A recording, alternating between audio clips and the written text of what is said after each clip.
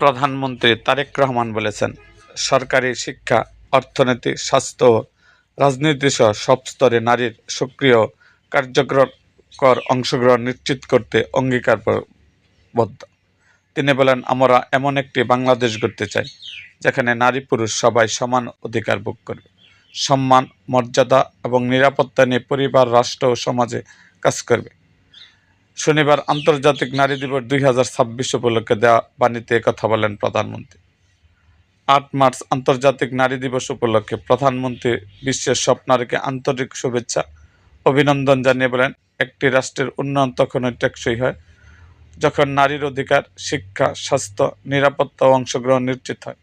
এ প্রেক্ষাপটে আন্তর্জাতিক নারী দিবসের এবারের প্রতিপাদ্য আজকের পদক্ষেপ আগামীর ন্যায় বিচার, সুরক্ষিত হোক নারী ও কন্যার অধিকার অত্যন্ত তাৎপর্যপূর্ণ হয়েছে বলে মনে করি।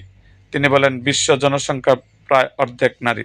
নারীদের রাষ্ট্র, সরকার ও রাজনীতির মূলধারার বাইরে রেখে উন্নয়ন সম্ভব নয়।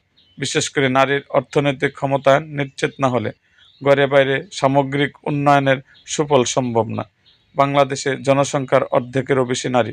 নারীদের রাজনৈতিক এবং অর্থনৈতিক ক্ষমতায়নে স্বাধীনতার ঘোষক শহীদ প্রেসিডেন্ট জিয়াউর রহমান এবং mother of democracy Begum Khaleda Zia যুগান্তকারী ভূমিকা পালন করেছিল। শহীদ জিয়ার শাসনামলে 1976 সালে রাষ্ট্রপতি সচিবালয়ে নারী বিষয়ক দপ্তর প্রতিষ্ঠা করা হয়। 1978 সালে গঠন করা হয় মহিলা বিষয়ক মন্ত্রণালয়, যা পরবর্তীতে বেগম খালেদা জিয়ার শাসনামলে 1994 সালে মহিলা ও শিশু বিষয়ক মন্ত্রণালয়ে রূপান্তরিত হয়েছিল।